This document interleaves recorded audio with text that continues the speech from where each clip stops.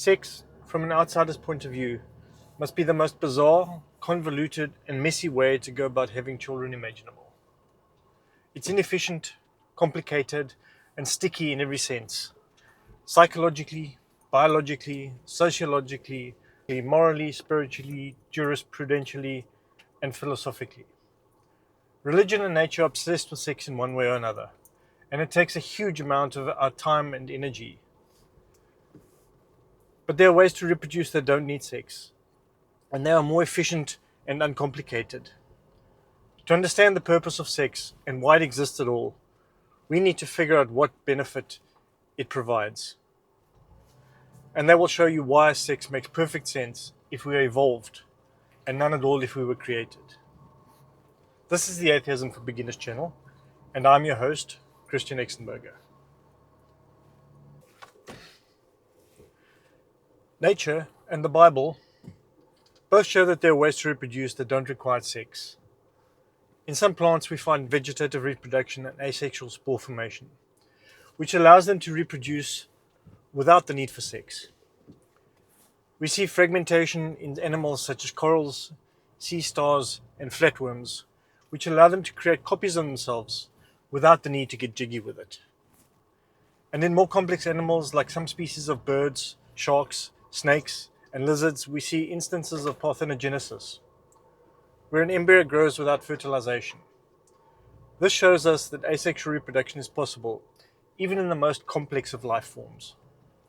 In Genesis, both Adam and Eve were created asexually. Adam from the dust of the earth, and Eve from one of Adam's ribs. And along with them, all the birds and animals and fish were also created asexually. From the point of view of an all-powerful creator, a deity who can do anything he likes, there is no limitation to the mechanisms he could invent to support procreation, and therefore only use sex as the primary way to make babies means that there must be some benefit to it for it to make sense. In Genesis chapter 1, verses 26 to 28, we get an overview of the creation process and the fact that God created man in his own image. And God said, "Let us make man in our image, after our likeness, and let them have dominion over the fish of the sea, and over the fowl of the air, and over the cattle, and over all the earth, and over every creeping thing that creepeth upon the earth." So God created man in his own image. In the image of God created he him, male and female created he them. And God blessed them, and God said unto them, "Be fruitful and multiply, and replenish the earth, and subdue it, and have dominion over the fish of the sea, and over the fowl of the air, and over every living thing that moveth upon the earth." So now that we know that there is no point to sex in the context of creation, what then is the point to sex in the context of evolution? Sex seems to be just as bad from a biological and evolutionary point of view as it does from a biblical one. Except, of course, that all the problems that you find in biology are still there for the Bible bashers, on top of all the uniquely biblical problems. But there's one benefit that sex provides. Sex allows a member of the species to import traits from another member of the same species and pass them on to their offspring, even though they don't possess that trait themselves. For example, an individual who is lactose intolerant can mate with another individual who is tolerant, and there is a 50% chance that the offspring will also be lactose tolerant. Even odds may not seem like a lot, but we must remember that historically, everyone had as many offspring as they could handle, often with an abysmal survival rate. In cases where food is scarce and dairy is one of the few resources available, the ability to digest lactose in an adult can be a lifesaver. Natural selection at its finest. It's thought that historically all humans were lactose intolerant, and that lactose tolerance evolved in Western Europe around 5,000 years ago. It evolved independently in a few other places, but I will focus on Western Europe for the example. Today, almost all people of Western European descent are lactose tolerant because of a single individual who mutated that ability. If we had to rely on the asexual reproduction, then all the siblings, cousins, and distant relatives of that individual and their descendants would have had no way of becoming lactose tolerant, except by evolving the same ability independently themselves.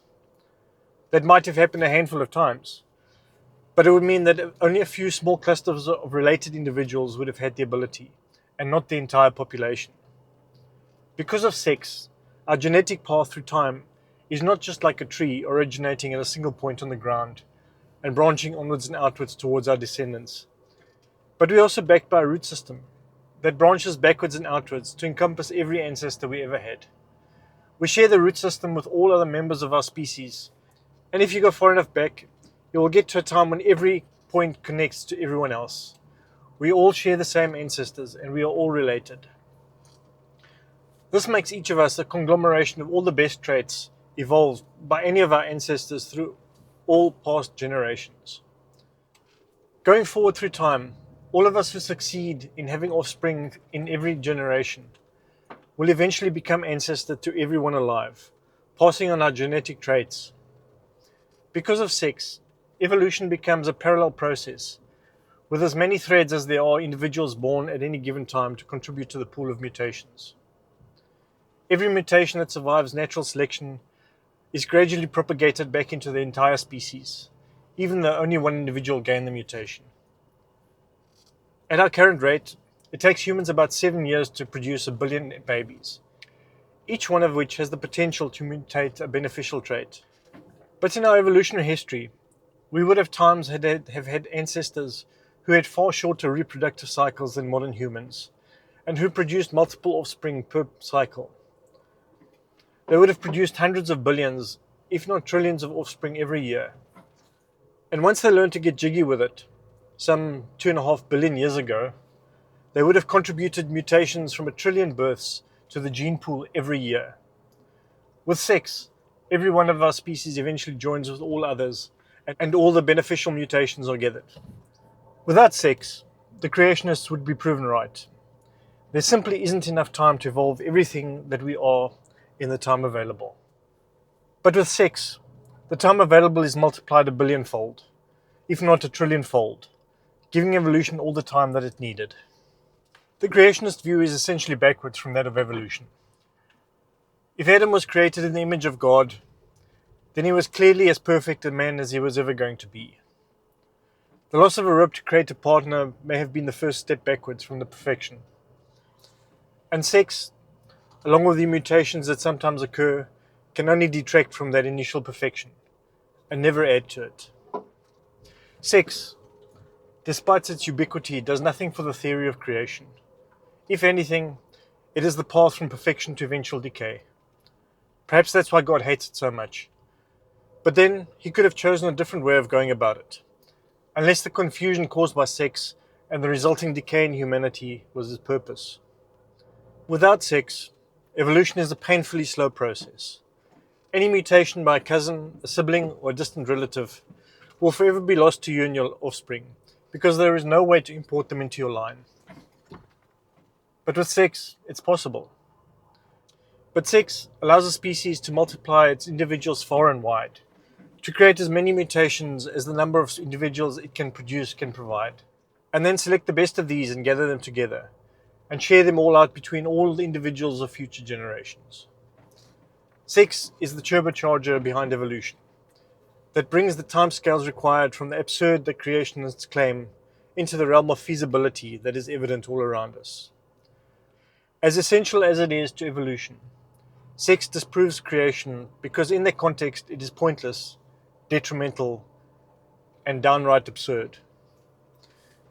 Thank you for watching, and if you enjoyed this episode, please like, subscribe, and share.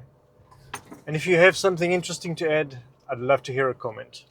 Until next time, goodbye.